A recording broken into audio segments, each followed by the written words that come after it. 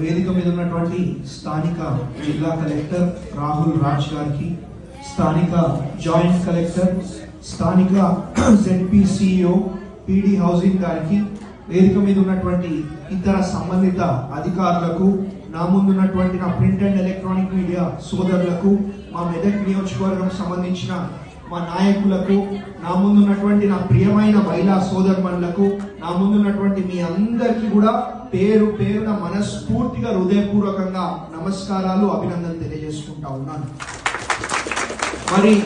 మరి మీకు తెలుసు, నేను ఎప్పుడు కూడా చెప్తా ఉంటా, గత 10 ఏళ్ళు వృధా చేసిన చరిత్ర గత పాలకులది, గత ముఖ్యమంత్రిది అని చెప్పి తెలియజేసుకుంటా ఉన్నా. మరి మీరు మీ బిడ్డని నన్ను గెలిపించి దాదాపు 16-17 నెలలు అయితా ఉన్నది. 16-17 నెలల్లోనే మరి బ్రహ్మాండమైన అభివృద్ధి, సేవా, సంక్షేమ కార్యక్రమాలు మనం చేసుకుంటూ ముందుకు పోతా ఉన్నాం. ఈ కార్యక్రమాలన్నీ కూడా మరి మీ కళ్ళ ముందే కనిపిస్తా ఉన్నాయి. నేనేదో మాటలు చెప్పే అవసరం లేదు. మీ కళ్ళ ముందే ఈ సేవా, సంక్షేమ, అభివృద్ధి కార్యక్రమాలు కనిపించేటట్టు మరి మేమందరం కూడా పనిచేస్తా ఉన్నామని చెప్పి మీ అందరు కూడా తెలియజేసుకుంటూ, ఇంకొక విషయం మీరు గుర్తు తెచ్చుకోవాలా, గత 10 ఏళ్లలో కనీసం ఒక్క ఇల్లు కూడా మనకి ఇయ్యలేదు అని చెప్పి గుర్తు చేస్తా ఉన్నా. ఇచ్చిన తల్లి ఎవరికన్నా 10 ఏళ్లలో ఇల్లు వచ్చిందా?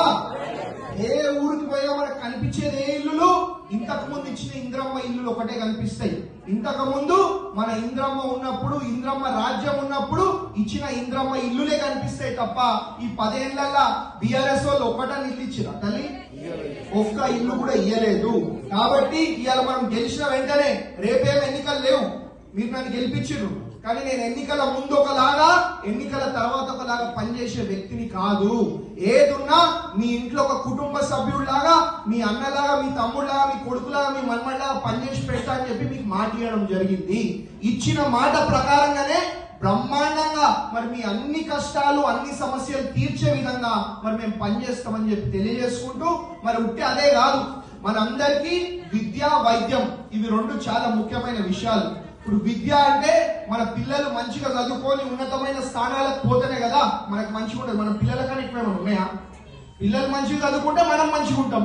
కాబట్టి ఆ ఒక ఉద్దేశంతో మన మెదక్ నియోజకవర్గానికి, మన మెదక్ జిల్లాకి మెడికల్ కాలేజ్ కానివ్వండి, నర్సింగ్ కాలేజ్ కానివ్వండి, పక్కనే రామాయణపేట్ మన మెయిన్ రోడ్ మీద దాదాపు 20-25 ఎకరాలలో 200 కోట్లు పెట్టి బ్రహ్మాండంగా పెద్ద స్కూల్ కూడా మరి నిర్మిస్తా ఉన్నామని చెప్పి తెలియజేసుకుంటా ఉన్నా.